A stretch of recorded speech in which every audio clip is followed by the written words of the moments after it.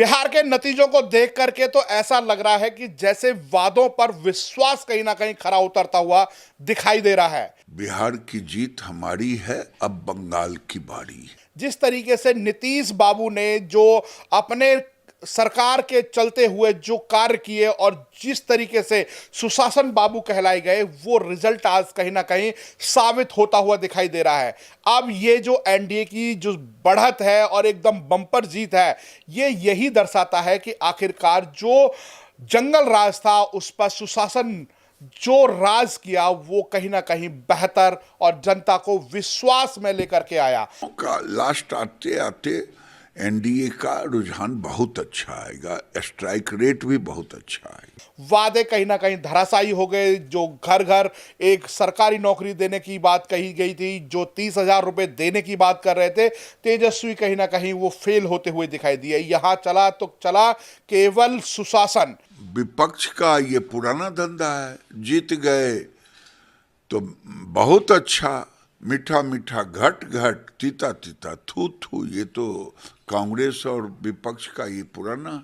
और जो नीतीश बाबू ने जो पूरे बिहार के अंदर जो जिस तरह की सड़कें बनाई हैं, और सबसे बड़ी बात, जब हमारी खबर इंडिया की टीम ग्राउंड में जब काम कर रही थी तो वहां उन्होंने जो देखा, वो जो आंखों से देखा और जो जनता के पास तक पहुंचाने की कोशिश की, वो ये थी कि हर गांव में चौपाल बनाई गई, मंदिरों पर काम कराया गया, लोगों के लिए बैठने उठने की जो व्यवस्थाएं कराई गई, वो डायरेक्ट बेनिफिट था। तो जनता को वो कहीं ना कहीं ऐसा लगा कि जो सरकार है वो हमारे लिए काम कर रही है। और बाकी सरकारें तो हैं, जैसे काम करती हैं वो राज्य के लिए काम करती हैं, परंतु नीतीश बाबू ने ये दिखाया कि जो सरकार है वो डायरेक्ट बेनिफिट के लिए काम कर रही है। जैसे 125 यूनिट जो बिजली की बात हुई थी वो बिजली फ्री दी। उसके बाद जो 10,000 अकाउंट में जो 1 करोड़ से ज़्यादा जो महिलाओं को 10-10 हज़ार रुपये डाले गए हैं, वो कहीं ना कहीं वो एक मैसेज था और वही कहीं ना कहीं कामयाब हुआ। नीतीश बाबू ने जो दिखाया, और अब तक के सबसे चर्चित और सबसे स्ट्रांग मुख्यमंत्री नीतीश कुमार बिहार के अंदर दिखाई दे रहे हैं। वो बिहार का विजन, वो नीतीश का विजन, वो कहीं ना कहीं एक अलग था, और उस विजन के माध्यम से जनता को विश्वास में लिया गया, और विश्वास वही था कि आखिरकार सुशासन राज्य के अंदर स्थापित रहे। क्योंकि जंगल राज जब था तो उस समय आईएएस हो या पीसीएस हो, उनकी बीवी हो या बच्चे हो, वो कहीं सुरक्षित नहीं थे।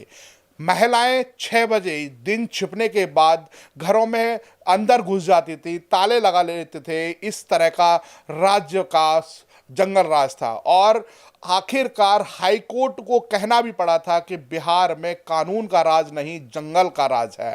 तो आखिरकार उन लोगों ने, जो वोटर्स थे, उन्होंने वो जिया, और उस जंगल राज के को देखते हुए बिहार के अंदर बहुत मास लेवल पर पलायन हुआ था। उसके बाद जब नीतीश की सरकार और सुशासन हुआ तो कहीं ना कहीं रोजगार पर भी काम हुआ, कहीं ना कहीं जो लोग बाहर भाग रहे थे, जो पलायन हो रहे थे, वो कहीं ना कहीं रुके भी। और जो जसमद्दी थे, जैसे उस समय के जंगल राज को देखने वाले, वो लोग बिहार को छोड़ करके अन्य राज्यों में काम करने के लिए पहुंच गए थे।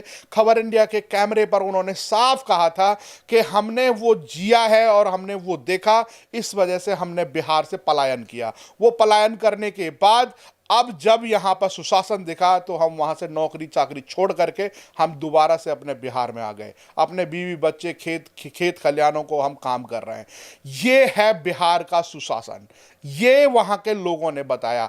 आखिरकार जिस तरीके से वहाँ का जो माहौल था वो कहीं ना कहीं लोगों को अब अच्छा लगा, इसलिए वो बम्पर वोट पड़े। जिस तरीके से जब से बिहार आजाद हुआ, उस समय से जब से बिहार राज्य बना, तब से अब जो वोट परसेंटेज हुआ है वो कहीं ना कहीं सबसे ज्यादा हाई वोट परसेंटेज हुआ। वो यही माना जाता है कि अगर बहुत बड़े जो पॉलिटिकल एनालिस्ट होते हैं वो ये सोचते हैं कि जब बम्पर वोट पड़ती है तो बदलाव की वोट पड़ती है। यहाँ जो बम्पर वोट हुई है वो बदलाव के लिए नहीं, वो सुशासन के लिए हुई, वो नीतीश जी के लिए हुई। और कहीं ना कहीं तेजस्वी जो कह रहे थे कि ये चाचा आप बीमार हैं, चाचा आप सटिया गए हैं, चाचा आप उल जुलूल हरकतें कर रहे हैं, कभी मोदी का हाथ देखते हैं, कभी मोदी की आंखों में आंखें डाल के देखते हैं, इस तरह की हरकतें कर रहे हैं, अब चाचा को विदाई कर देंगे। इस तरह के जो आरोप प्रत्यारोप जो लगे थे, और उसके बाद जब मोदी ने जो गमछा बिहारियों के बीच में जब लहराया था, वो कहीं ना कहीं बहुत बड़ा एक फैक्टर था और वही वोट कन्वर्ट में काम किया। जिस तरीके से तेजस्वी ने नरेंद्र मोदी के ऊपर भी कटाक्ष किया था कि बिहार में बिहार का बेटा ही शासन चलाएगा, तो बिहार में बिहार के शासन चलाने के लिए नीतीश बाबू थे। उन्होंने सुशासन दिया, बिहार के राज्य को इस तरीके से जो बीमारू राज्य कहा जाता था उसको कहीं ना कहीं एक पायदान पर ला करके खड़ा किया। लोगों को पलायन से रोका जा रहा है, बाढ़ से जो परेशान होते हैं उन पर भी काम किया जा रहा है। अब सबसे बड़ी बात यह है कि जिस तरीके से तेजस्वी ने जो आरोप लगाए थे वो कहीं ना कहीं धराशायी होते हुए दिखाई दिए।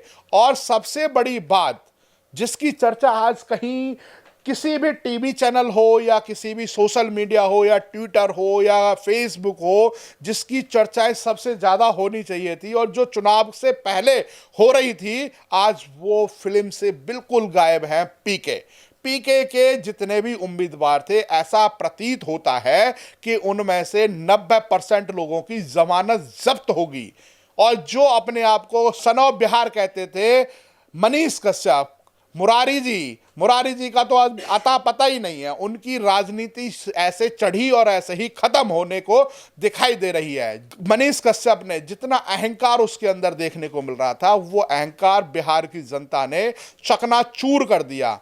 एक लड़की जो 25 साल की उम्र की है, मैथिली ठाकुर को मोदी सरकार ने उस पर विश्वास दिखाया और आज वो कहीं ना कहीं आगे चल रही है और जीत के कहीं ना कहीं आएगी विधानसभा के लिए। जो मोदी सरकार ने सोचा है कि हम 1 लाख युवाओं को पॉलिटिक्स में लेकर के आएंगे और युवाओं पर भरोसा दिखाएंगे, तो वो कहीं ना कहीं मैथिली ठाकुर एक एग्जाम्पल होगी। और उसके बाद जो बाकी के लाखों लाख जो युवा हैं, जो देख रहे हैं सपना कि हम राजनीति में आएंगे, उस राजनीति के सपने को वो कहीं ना कहीं साकार करती हुई नजर आएंगे। राहुल गांधी ने अपनी पार्टी को समाप्त करने का किसी से ठेका ले रखा है। अपनी असफलता छुपाने के लिए वो सारी वोट चोरी की बात करें, अभी बिहार का बच्चा इन लोगों को जवाब दे। और सबसे बड़ी बात, मोकामा जो अनंत सिंह की सीट थी, वो उनको बाहुबली कहा जाता है और वो सीट जेल के अंदर रहते हुए भी जीत की तरफ सबसे आगे चल रहे हैं। विजय सिन्हा हैं, वो भी बढ़त लेकर के आगे चल रहे हैं। और अब ये देखना रह गया है कि आते आते शाम को एनडीए के ऑफिस या बीजेपी के ऑफिस और जेडीयू के ऑफिस पर जो पहले लड्डू की बात होती थी, अब काला जामुन की बात हो रही है। तो अब काला जामुन बंटना शुरू भी हो गए हैं, लोगों का मुंह मीठा होना शुरू हो गया है। जलेबी भी खाई जा रही हैं, जो राहुल गांधी ने कहा था हरियाणा के इलेक्शन में जलेबी का, तो वो जलेबी भी खाई जाएंगे। अब ये देखना बाकी रह गया है कि जिस तरीके से कांग्रेस का जो सुपड़ा साफ होते हुए दिखाई दे रहा है, और उनके प्रवक्ता अभी भी कह रहे हैं कि आप धैर्य रखिए, हम आएंगे, वो 2047 के बाद आएंगे। ऐसा मुझे भी लगता है कि वो कहां आएंगे, वो केवल और केवल सड़क पे आंदोलन करेंगे, एसआईआर का मुद्दा उठाएंगे और फिर अपने ऑफिस में आएंगे, और इससे ज्यादा कहीं नहीं देखने को मिलेंगे। वो सिर्फ अपने बड़े बड़े दफ्तरों में आएंगे, विधानसभा और पार्लियामेंट में तो नहीं आएंगे, ऐसा जनता ने सोच लिया है। और बिहार का चुनाव है वो एग्जाम्पल है, और ये एग्जाम्पल देखना है 2026 और 2027, यही बिहार का इलेक्शन पूरी लंबी लकीर खींच दिया है। और सबसे बड़ी बात, जहां योगी आदित्यनाथ ने जो रैलियां की हैं और जो मोहन यादव ने उतर करके वहां पर जो लोगों के अंदर जो जोश भरा है, वहां पर 100% रिजल्ट देखने को मिल रहा है। योगी आदित्यनाथ फायर ब्रांड और असम के मुख्यमंत्री हेमंता, उनके जो रैलियां हुई हैं उससे बिहार के लोगों में एक अलग माहौल बन गया। और सबसे बड़ी बात, चुनाव से पहले, ठीक पहले दीपावली थी और दीपावली को हम राम के आगमन पर मानते हैं, तो अब ऐसा लग रहा है कि जो बिहार में राम का आगमन होता हुआ दिखाई दे रहा है।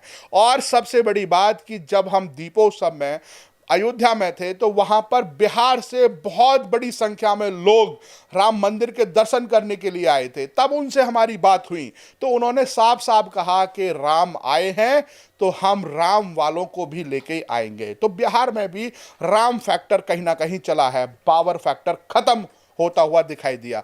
अब यह देखना बाकी रह गया है कि तेजस्वी अब किस मुंह से और राहुल गांधी किस मुंह से अब सामने आएंगे। और मुझे तो लग रहा है राहुल गांधी रिजल्ट के बाद तो गायब होते हुए दिखाई देंगे, विदेश टूर पे पाएंगे और राहुल गांधी को ढूंढते रह जाएंगे। अब ये होना बाकी रह गया है और बाकी अपडेट हम आपको देते रहेंगे। आप हमारे साथ जुड़े रहिएगा। जय हिंद, जय भारत।